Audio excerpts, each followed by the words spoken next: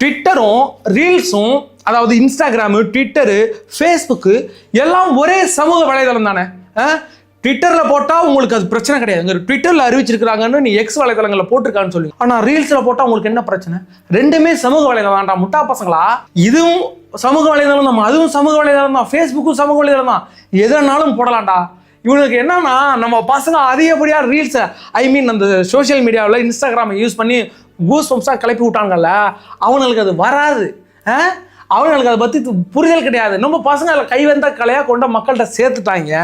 எனக்கு வரலை, உனக்கு வருது, அந்த பொறாமையில கத்திட்டு இருக்காங்க, தூக்கி போட்டிருக்காங்க. அதற்கு அடுத்தபடியாக ரமேஷ், அறநிலையத்துறை அமைச்சர் ரமேஷ் அவர்கள் கோயில்களில் எல்லா இடங்கள்லையும் ஆய்வு மேற்கொள்றதை பார்க்குறோம். அதே மாதிரி இன்னைக்கு திருச்செந்தூர் முருகன் கோயிலுக்கு போயிருக்கிறார். இப்போ ஆய்வு மேற்கொண்டுட்டு இருக்கும்போது சிறப்பு தரிசனத்துக்கு, விஐபி தரிசனத்துக்கு 4500 ரூபா பணம் கேட்டிருக்காங்க.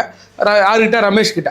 அவரும் மாண்புமிகு அமைச்சர் வந்திருக்கிறார் என்பது கூட தெரியாமல் யாரோ ஒரு பையன் நிகராப்பிலன்ட்டு யாரும் சின்ன பிள்ளையார் பாப்பிள்ள 36 வயசான ஆகுது, நான் மாறு வச்சுட்டு மாஸ்க் போட்டு போனால் யாருக்கு தெரியாது, மார்வேஷத்துக்கு உண்டான மரியாதை போச்சா ஒன்னாலங்கிற மாதிரி ஒரு மார்வேஷத்தோட போயிருக்காப்புல.